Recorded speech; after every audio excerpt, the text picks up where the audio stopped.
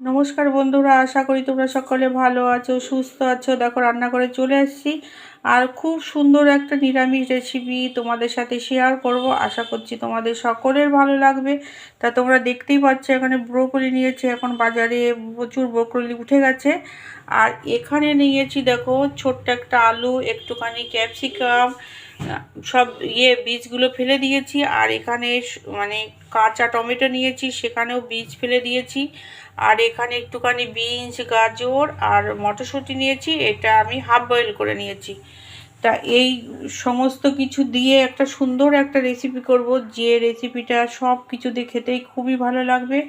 এখানে দেখো একটুখানি আদা গ্রেট করে নিয়েছি।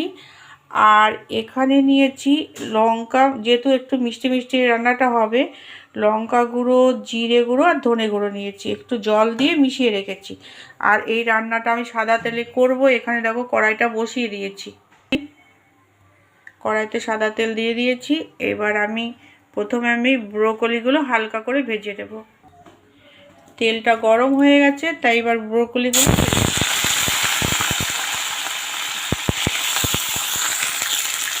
এবার এখানে সামান্য আর দেবো এখানে একটুখানি হলুদ গুঁড়ো, হালকা নেব, বেশি ভাজবো না। ব্রোকলির কালারগুলো এত ভালো লাগে, দেখো এই যে ভাজার পরে এই যে হালকা ভাজা হচ্ছে, তারপরে দেখো কালারটা আরও সুন্দর লাগছে, ডিপ সবুজ লাগছে, খুব সুন্দর লাগছে।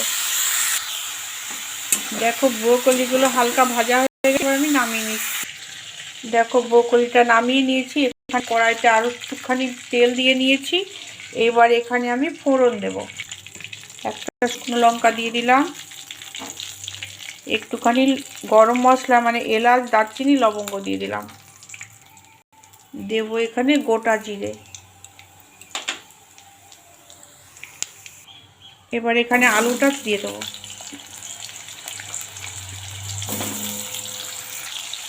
সামান্য নুন, হলুদ দেবো, নুন দিলাম, হলুদ দিলাম। এবার একটুখানি ভেজে নেব। এবার এখানে গ্রেট করা আদাটা দিয়ে দিলাম।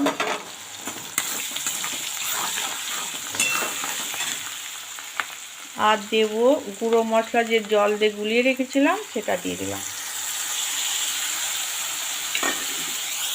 ভালো করে কষিয়ে নেব। তা দেখো মশলাটা সুন্দরভাবে কষানো হয়ে গেছে। তোমরা চাইলে এখানে কাশ্মীরি লঙ্কার গুঁড়ো দিতে পারো, কারণ আমি দিলাম না, কারণ একটু সবুজ সবুজ কালারটা চাইছি। এখন জানি না কালারটা কীরকম আসবে। এবার ক্যাপসিকামটা দিয়ে দিলাম, টমেটোটা দিয়ে দিলাম, একটুখানি নাড়াচাড়া করে। এবার হাফ বয়েল করা বিনস, গাজর আর মটরশুঁটিটাও দিয়ে দিলাম। আবার কয়েক সেকেন্ড একটুখানি নাড়িয়ে নেব। এবার এখানে ব্রোকলিটা দিয়ে দেব।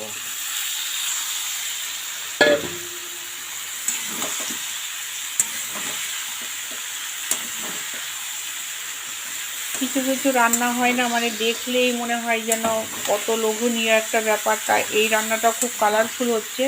আশা করছি তোমাদের সকলের ভালো লাগবে। পুরো রেসিপিটা দেখো তোমরা। এইবার দেখো সামান্য এখানে জল দিয়ে দেবো। এটা গামাখা মাখা হবে, বেশি একটা ঝোল হবে না। আর এটা না ঢেকেই রান্না করব।